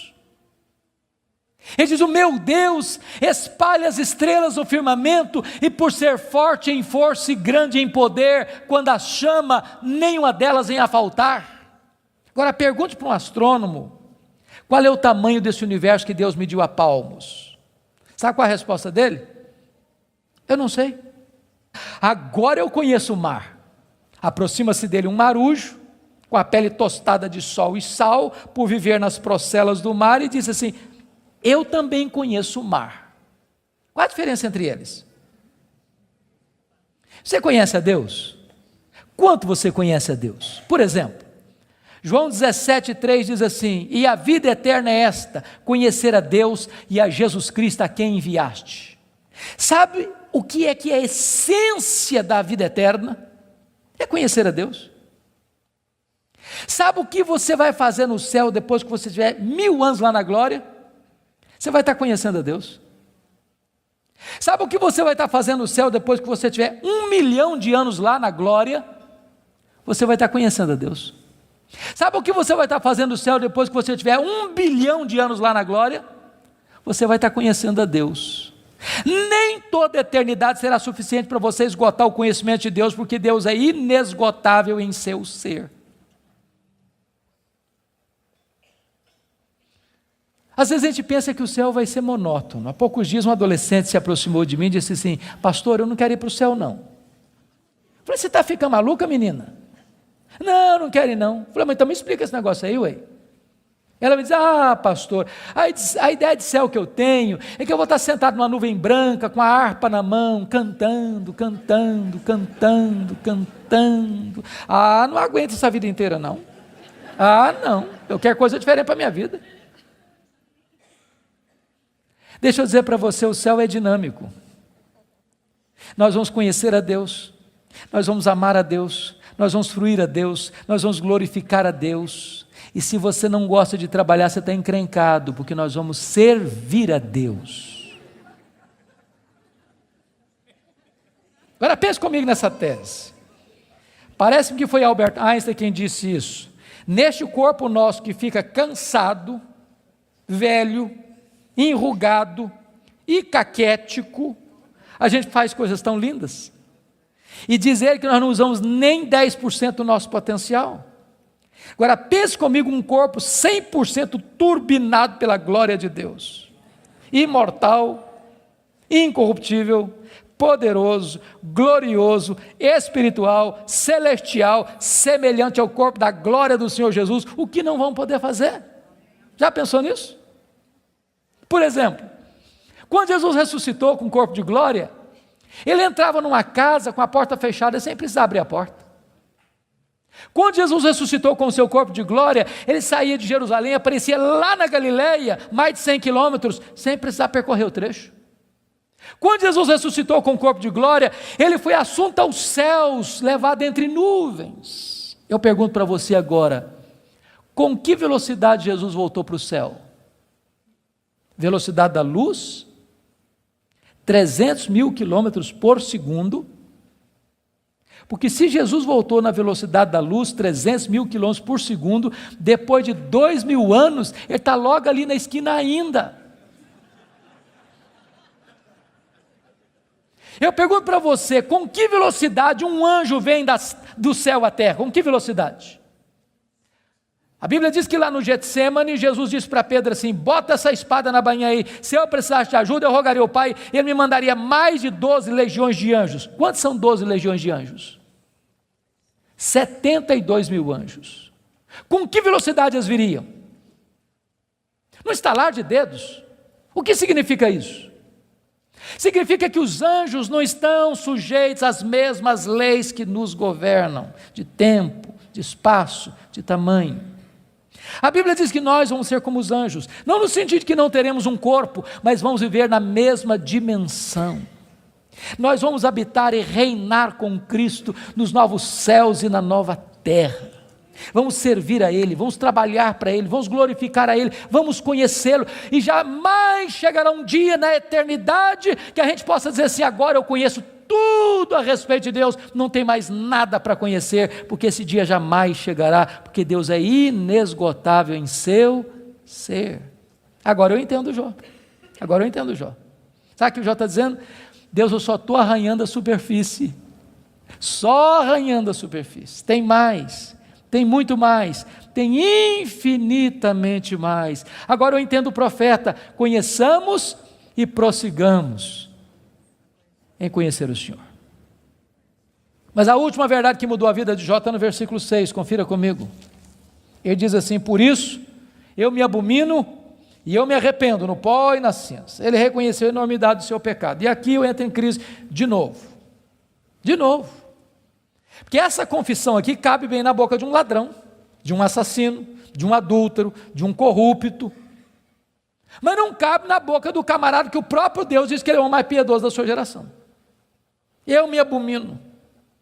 E eu me arrependo no pó e na cinza. Como é que você vai entender isso?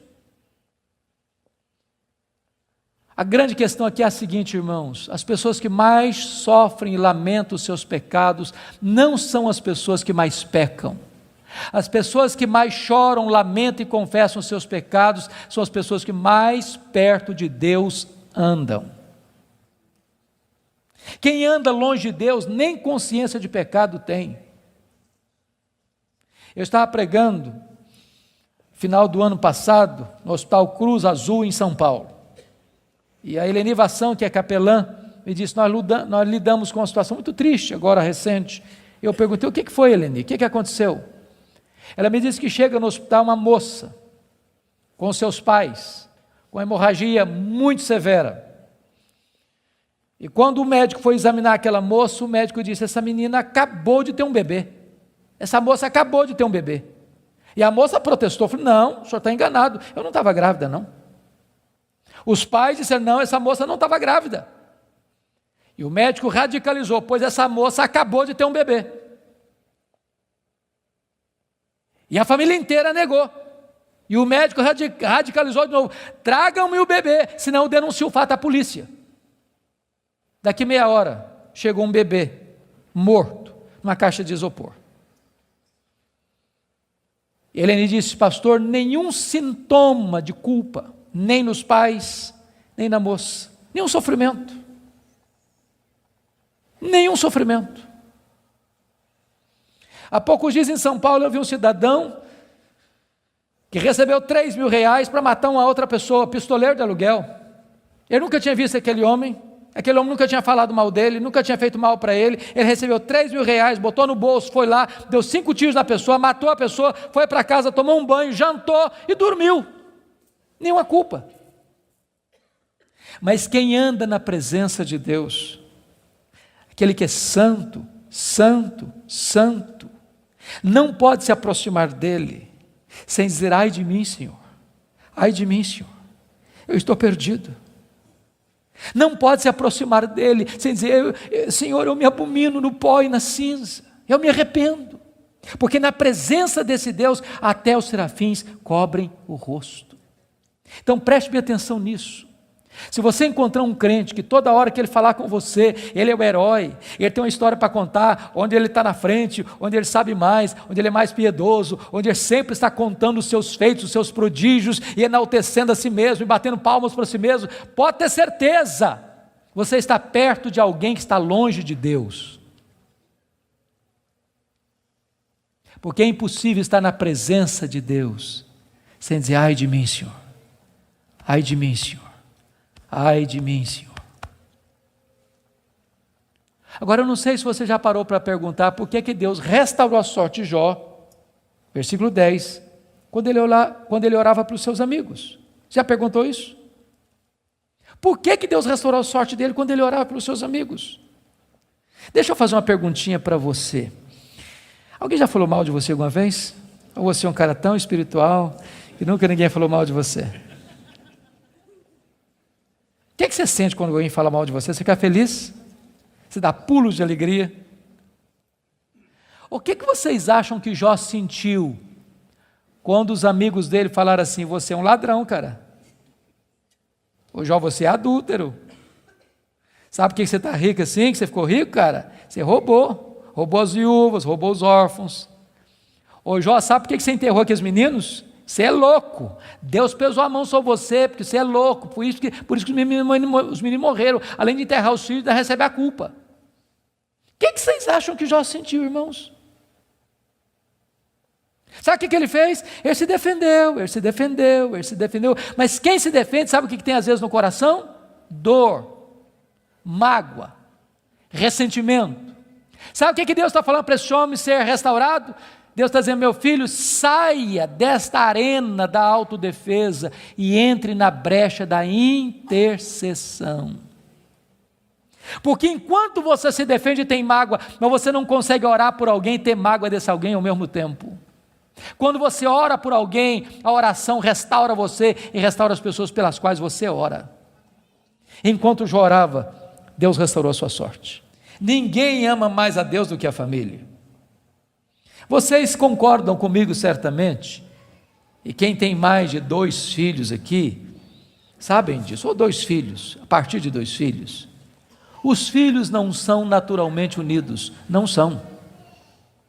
Quando você vê uma família unida, os filhos unidos, pode saber, por trás tem um pai, tem uma mãe que acompanha, que orienta, que aconselha, que intercede, que exorta, que costura essa unidade. Agora, quando tem dinheiro é mais complicado ainda, porque dinheiro não tem liga, dinheiro não tem amálgama.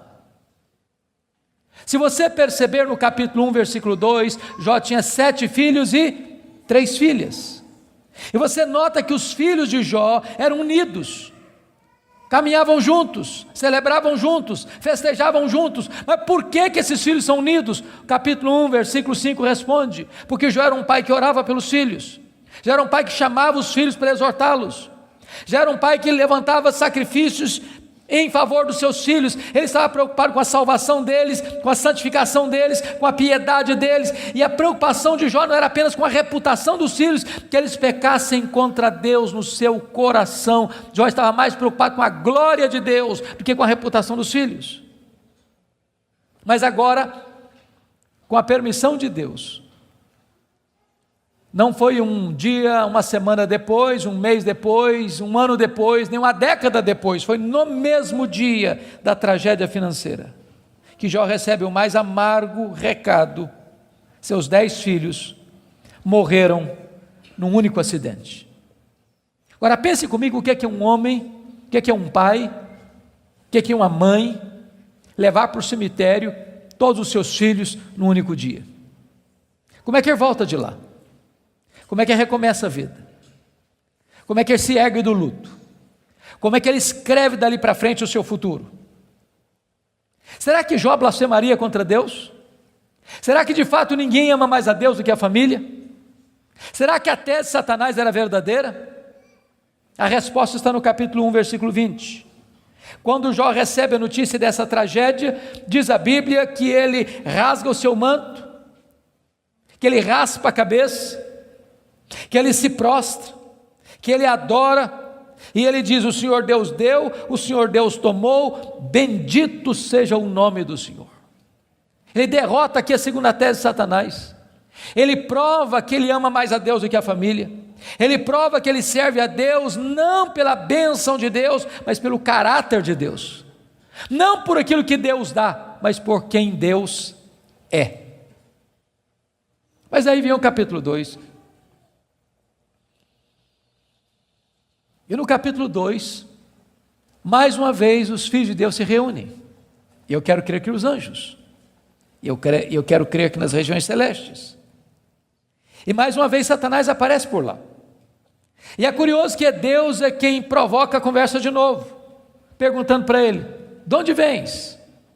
Satanás responde: de rodear a terra e passear por ela. Sabe o que ele está dizendo? Não mudei minha agenda, estou fazendo o que eu sempre fiz, eu estou por aí, eu estou de olho, estou antenado, estou vivo e ativo no planeta Terra, estou procurando uma brecha, estou procurando alguém para devorar. E Deus cutuca outra vez, perguntando assim: observaste o meu servo Jó? E Deus dá o currículo de Jó sem alterar uma vírgula: não tem ninguém na terra semelhante a ele, homem íntegro, reto, temente a Deus, que se dizia do mal. Me incitasses contra ele sem causa para o destruir, mas ele permanece íntegro. Sabe o que Deus está dizendo? Satanás, suas teses são mentirosas, suas teses são falsas. Jó provou que me ama mais do que o dinheiro, mais do que a família. Jó provou que me ama não por aquilo que eu dou para ele, mas por quem eu sou. Aí Satanás levanta a terceira tese: pele por pele, e tudo que o homem tem dará pela sua vida.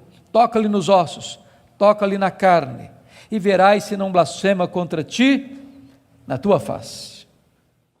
A terceira tese de Satanás é essa: ninguém ama mais a Deus do que a si mesmo. Sem que Jó soubesse,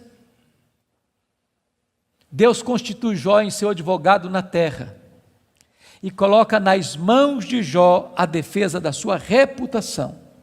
E diz para Satanás: pode tocar nos ossos dele, pode tocar na carne dele, só não podes tirar a vida dele. Satanás é um ser limitado e limitado por Deus. Ele só pode ir até onde Deus o permite ir, e nem um centímetro a mais. Mas com a permissão de Deus, Satanás sai dali para colocar uma doença maligna em Jó, ferida do alto da cabeça à planta dos pés. E eu imagino essa cena: Jó está falido, Jó está enlutado, e agora o seu corpo começa a ficar chagado, feridas vão arrebentando por todo o seu corpo, seu corpo fica cheio de pus, sua pele vai ficando necrosada, ele vai ficando mal cheiroso, ele é uma chaga viva, ele é um aborto vivo. E diz a Bíblia que outras bolhas vão se formando, e ele precisa pegar um caco, talvez de telha, para raspar sua pele necrosada. Bolhas vão se formando, e ele tem que morder nessas bolhas para tentar aliviar a sua dor. Ele não consegue comer, ele não consegue dormir, a dor não dá pausa, não dá trégua, e ele vai ficando magro, magérrimo, macérrimo, encarquilhado, de couro furado pelas costelas em ponta, no auge da sua dor, do seu desespero. A sua mulher olha para ele, um espectro humano, uma chaga viva, se revolta contra Deus e diz: ainda conservas a tua integridade, Jó? Amaldiçoa o teu Deus e morre. Deus não é digno de ser adorado no sofrimento. Acaba com isso, tenha hombridade e coragem de dar cabo da sua vida. E Jó responde para ela no capítulo 2, verso 10: tu falas como uma louca. Nós temos recebido o bem de Deus, não receberíamos também o mal? Em tudo isso, diz o texto, Jó não pecou contra Deus com os seus lábios. Ele derrota aqui a terceira tese de Satanás. Ele provou que amava mais a Deus do que a si mesmo. Ele provou que ele servia a Deus não por aquilo que Deus dá, mas por quem Deus é. Mas confira comigo capítulo 2, versículo 11. Aí vieram os amigos. Ele faz Bildade e Zofar. Combinaram ir juntamente condoer-se de Jó, para consolá-lo. Diz o verso 12 que eles levantaram de longe os olhos, não reconheceram Jó. Eles ergueram a voz e choraram, cada um rasgou o seu manto, lançou pó sobre a cabeça. Sentaram-se com Jó na terra 7 dias e 7 noites. Nenhum lhe dizia palavra alguma, pois viam que a dor de Jó era muito grande. E eu quero fazer uma pergunta para você. Esses homens eram amigos de Jó? Esses homens eram amigos de Jó? É claro que eram. É claro que eram. Qual foi o problema desses homens? O problema desses homens é que num dado momento eles começaram, entre aspas, a fazer teologia. Eles começaram a lucubrar. Eles começaram a desenvolver uma espécie de lógica simples.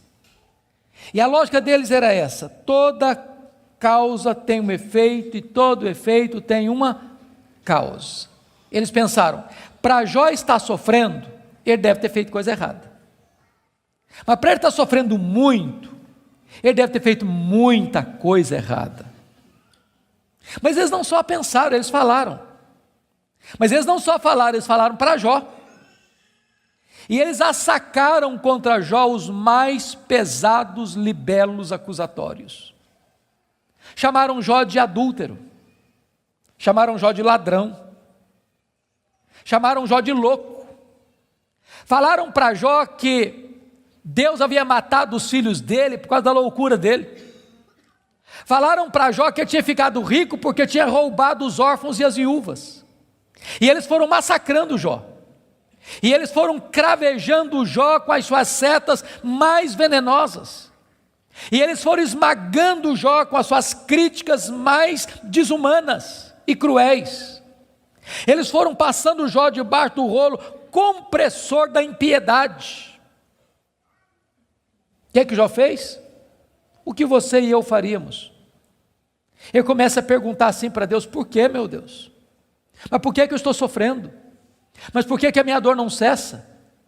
Mas por que os meus filhos morreram? Mas por que eu não morri no ventre da minha mãe? Mas por que eu não morri ao nascer? Mas por que os seios da minha mãe não estavam murchos de leite para eu morrer de fome? Mas por que o Senhor não me mata de uma vez? Ele levantou aos céus 16 vezes esta mesma pergunta: por quê, por quê, por quê, por quê?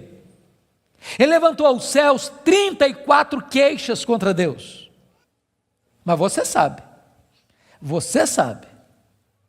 sabe que o universo não é infinito, porque a infinitude é um atributo exclusivo de Deus. Mas os astrônomos afirmam que o nosso universo tem mais de 93 bilhões de anos-luz de diâmetro. O que significa isso?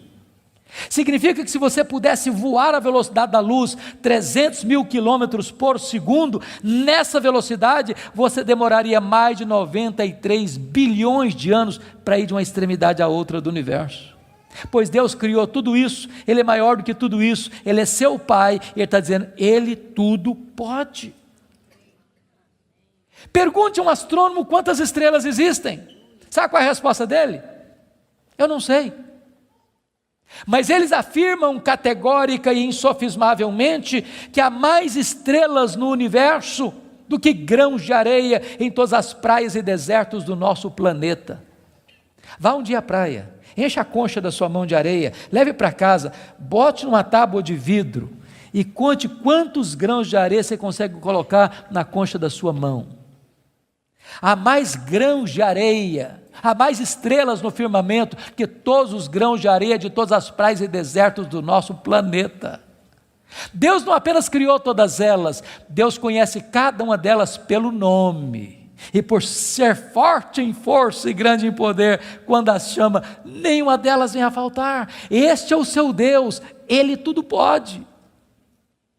Mas não é apenas o macro-universo que nos impressiona, não, o micro também. Se você for hoje na sua casa, lá no quintal ou na varanda que tem uma planta, tire lá uma folha, por mais tenra e delgada que ela seja, ela é tão complexa quanto a região metropolitana da Grande Campinas. Chegue em casa hoje, vá na geladeira, pega um ovo, quebre numa frigideira. Aquela gema é mais complexa do que qualquer máquina que o homem jamais inventou.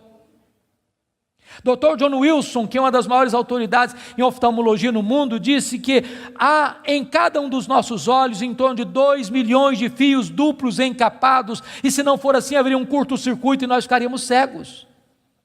Dr. Marshall Nirenberg, prêmio Nobel de Biologia, fez uma das mais fantásticas descobertas no século passado. Ele descobriu que nós somos um ser programado geneticamente. Ele descobriu que nós somos um ser computadorizadamente, geneticamente. Ele descobriu que você e eu temos em torno de 60 trilhões de células vivas no nosso corpo. Ele descobriu que em cada uma dessas células nós temos 1,70 m de fita DNA, onde estão gravados e computadorizados todos os nossos dados genéticos, a cor dos nossos olhos, a cor da nossa pele, o nosso temperamento. Se você espichar a fita DNA do seu corpo, você tem 102 trilhões de metros de fita DNA, você tem 102 bilhões de quilômetros de fita DNA no seu corpo. Daria para dar diversas voltas no sistema planetário. Dr. Lowy vai dizer que códigos de vida não se originam espontaneamente. Códigos de vida não se originam de uma explosão de milhões, de uma explosão, a mega explosão cósmica. Códigos de vida não se originam de uma evolução de milhões e milhões de anos. Códigos de vida foram plantados em você pelo Deus Todo-Poderoso, Criador dos céus e da terra. Ele tudo pode. Deixa eu ilustrar isso para você. Um pai caminhava pela rua com seu filho de 4 anos. Eu acho que todos vocês concordam comigo que as crianças parece que fizeram um curso de pós-doutorado em perguntas difíceis. Eu não conheço ninguém que faz pergunta mais complicada do que criança. E o menino voltou para o pai e perguntou assim: papai, qual é o tamanho de Deus? E o pai engasgou, porque não tinha uma resposta pronta para um menino de 4 anos. Permaneceu em silêncio, continuou caminhando. Daqui a pouquinho o pai escuta o ronco das turbinas de um avião supersônico lá nas alturas excelsas e diz: filho, olha para cima. O menino olhou: está vendo aquele avião, filho? Estou vendo, papai, estou vendo. Qual é o tamanho daquele avião, filho? Ah, papai, muito pequeno, estava muito longe. O pai pegou o menino pelo braço, levou-o no aeroporto. Lá tinha um jumbão de mais de 400 passageiros estacionado. O pai chegou bem próximo e disse: filho, está vendo esse avião? Estou, papai, estou vendo. Qual é o tamanho desse avião, meu filho? Ih, papai, mas grande, muito grande. pai diz: filho, Deus é do mesmo jeito. Quando você está longe de Deus, meu filho, Deus parece pequeno para você, aí seus problemas ficam enormes. Mas quando você está perto de Deus, meu filho, Deus é grande para você, aí os seus problemas ficam pequenos. Agora eu sei que tudo podes. A segunda verdade que mudou a vida de Jó está aí no versículo 2: e nenhum dos teus planos pode ser frustrado. Irmãos, não tem acaso, não tem sorte, não tem azar, não tem determinismo, não tem feitiço, não tem esse negócio de olho gordo. Você não precisa ter medo de sexta-feira 13. Você sabe que a mão de Deus dirige o seu destino. Nem um fio de cabelo da sua cabeça pode ser tocado sem que Deus saiba, sem que Deus permita, sem que Deus tenha um propósito. Quando você entende que Deus governa o universo, que Deus governa até uma folha que cai no outono, que nenhum pássaro, nenhum pardal pode cair ao chão sem que Deus saiba e permita, você vai entender que você não é uma lasca de lenha jogada no mar da vida, empurrado de um lado para o outro ao sabor das circunstâncias. A sua vida está nas mãos daquele que está assentado na sala de comando do universo. Ele está no controle. Não há acaso, não há azar, ele dirige o seu destino. Você pode dizer como Paulo: sabemos que todas as coisas cooperam para o bem daqueles que amam a Deus, daqueles que são chamados segundo o seu propósito. A terceira verdade que mudou a vida de Jó está aí no versículo 3, confira comigo. Ele diz assim: na verdade eu falei do que eu não entendia, coisas maravilhosas demais para mim. Ele reconhece a limitação do seu conhecimento, mas para você entender isso aqui, eu lhe daria um conselho, se é que posso. Tira um sábado, tira um feriado, dá uma lida em Jó numa sentada só, você vai descobrir coisa maravilhosa. Você vai descobrir que Jó, ao longo do livro, fez 3 coisas. Ele perguntou, ele se queixou e ele se defendeu. 3 coisas que ele fez. E você sabe disso, quando ele está machucado, quando ele está ferido, quando a gente está se sentindo injustiçado, sabe o que a gente faz? A gente fala, se defende, e às vezes quando a gente está sofrido demais, machucado demais, doído demais, a gente fala muita coisa sem entender. Quando Deus despeja a glória dele em cima de Jó, Jó bota a mão na boca e diz: meu Deus, quanta coisa que eu falei sem entender. Sabe o que eu aprendo com isso? Quando você encontrar alguém que parece sabichão demais, que sabe demais, que fica arrotando em cima de você conhecimento demais, você está perto de uma pessoa que sabe quase nada. Que quem sabe, sabe que não sabe. Quanto mais você sabe que você não sabe, porque o que você não sabe é muito mais do que o que você sabe. Portanto, quem sabe, não estufa o peito, não fica empavonado. Não dá para ficar na presença do Todo-Poderoso Deus com soberba, com altivez, com arrogância. Jó começa a entender que Deus é Deus e ele é homem. A quarta verdade que mudou a vida de Jó está no versículo 5, confira comigo. Ele reconhece o seu limitado conhecimento de Deus, ele diz assim: eu te conheci só de ouvir, mas agora os meus olhos te veem. Eu não sei se vocês entram em crise com esse versículo, eu entro. Sabe por que eu entro em crise com esse versículo? Porque eu não consigo conciliar 42:5 com 1:8. Lá no capítulo 1, versículo 8, Deus disse acerca dele: não tem ninguém na terra parecido com ele. Homem íntegro, reto, temente a Deus, que se desvia do mal. Aqui não é bajulação de um amigo rasgador de seda. Quem está falando isso acerca de Jó é Deus. É Deus quem está dizendo que esse cara é o homem mais piedoso da sua geração. E Deus não tem uma opinião a nosso respeito, Deus tem um diagnóstico. Agora, como é que esse homem que Deus diz que é o cara mais piedoso da sua geração, vem me fazer uma confissão dessa? Ah, Deus, eu te conheci só de ouvir, mas agora os meus olhos te veem. Parece contraditório. Mas para explicar isso, deixe-me fazer uma outra pergunta. Você conhece a Deus?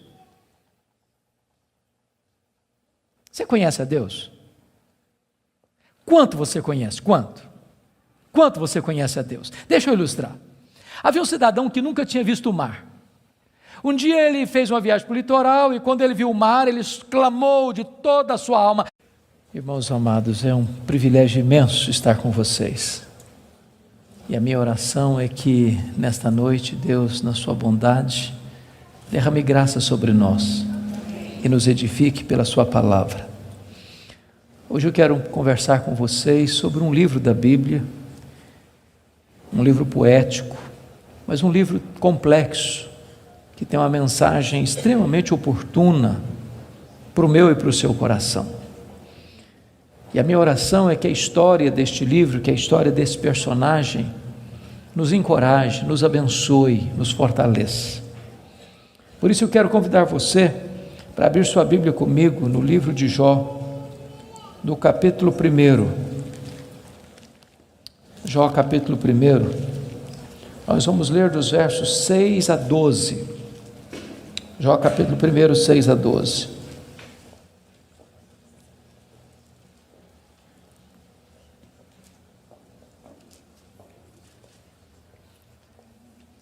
Está escrito: num dia em que os filhos de Deus vieram apresentar-se perante o Senhor, veio também Satanás entre eles. Então perguntou o Senhor a Satanás: de onde vens? Satanás respondeu ao Senhor e disse: de rodear a terra e passear por ela. Perguntou ainda o Senhor a Satanás: observaste o meu servo Jó? Porque ninguém é na terra semelhante a ele, homem íntegro e reto, temente a Deus e que se desvia do mal. Então respondeu Satanás ao Senhor: porventura Jó debalde ou inutilmente teme a Deus? Acaso não cercaste com sebe a ele, a sua casa e a tudo quanto tem? A obra de suas mãos abençoaste, os seus bens se multiplicaram na terra. Estende, porém, a tua mão e toca-lhe em tudo quanto tem, e verás se não blasfema contra ti na tua face. Disse o Senhor a Satanás: eis que tudo quanto ele tem está em teu poder, somente contra ele não estendas a tua mão. E Satanás saiu da presença do Senhor. Agora capítulo 2, versos de 1 a 6. Num dia em que os filhos de Deus vieram apresentar-se perante o Senhor, veio também Satanás entre eles apresentar-se perante o Senhor. Então o Senhor disse a Satanás: de onde vens? Respondeu Satanás ao Senhor e disse: de rodear a terra e passear por ela. Perguntou o Senhor a Satanás: observaste o meu servo Jó? Porque ninguém é na terra semelhante a ele, homem íntegro e reto, temente a Deus e que se desvia do mal. Ele conserva a sua integridade, embora me incitasses contra ele para o consumir sem causa.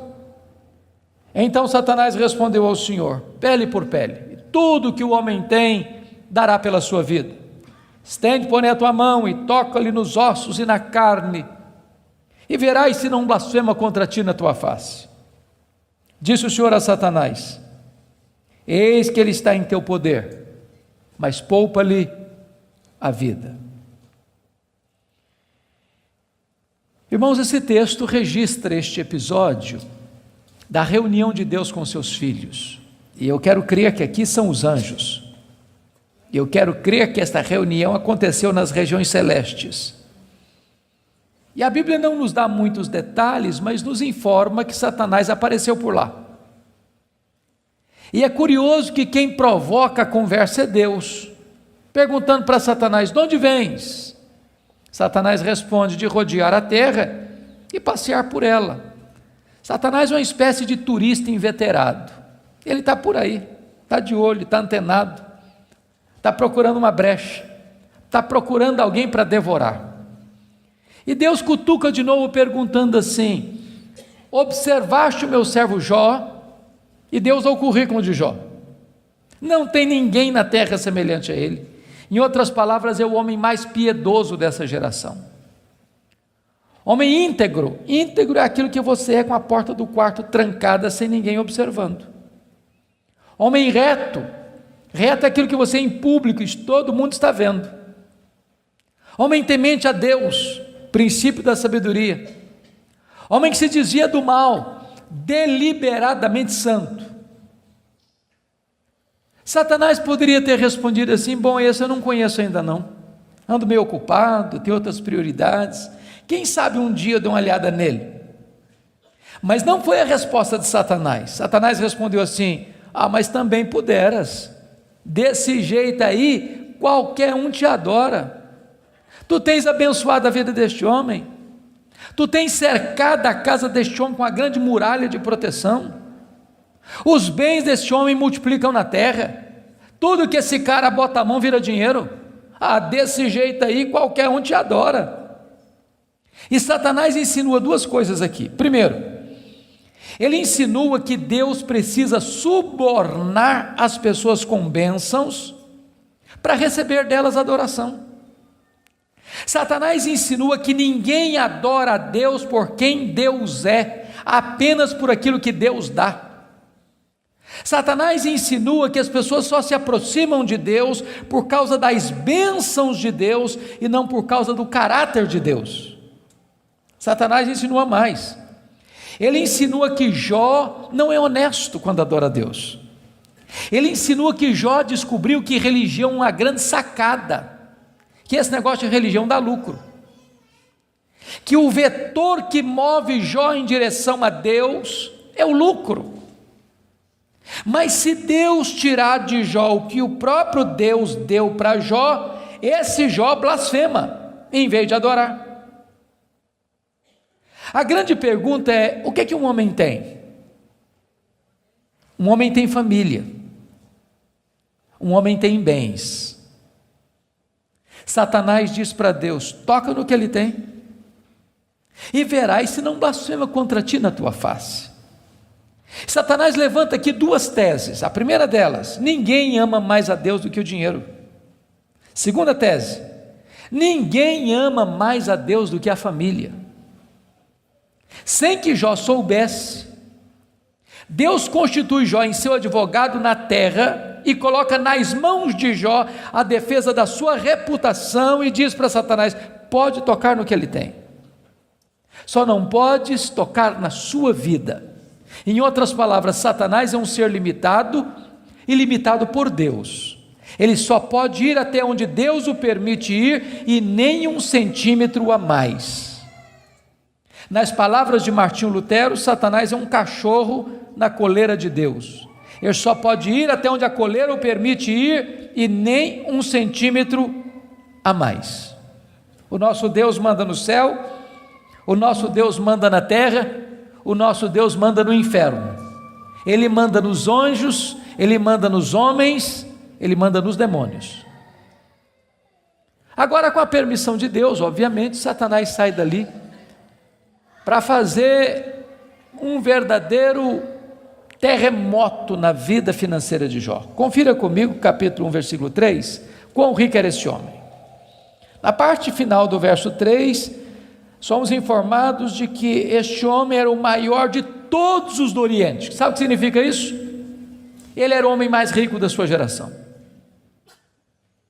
Já fomos informados que ele era o mais piedoso. Agora somos informados que ele é o mais rico. E aqui cai um mito. O mito de que um homem rico não pode ser piedoso. Não é verdade isso. É possível ser rico e o mais rico, e é possível esse rico ser piedoso e o mais piedoso. O problema não é ter dinheiro, o problema é o dinheiro nos ter. O problema não é ter dinheiro no bolso, o problema é entronizar dinheiro no coração. O problema não é o dinheiro, o problema é o amor do dinheiro. Agora notem vocês que no capítulo 1, versículo 15, 16 e 17, Satanás vai usar 3 elementos para levar Jó à falência: os sabeus, o fogo e os caldeus.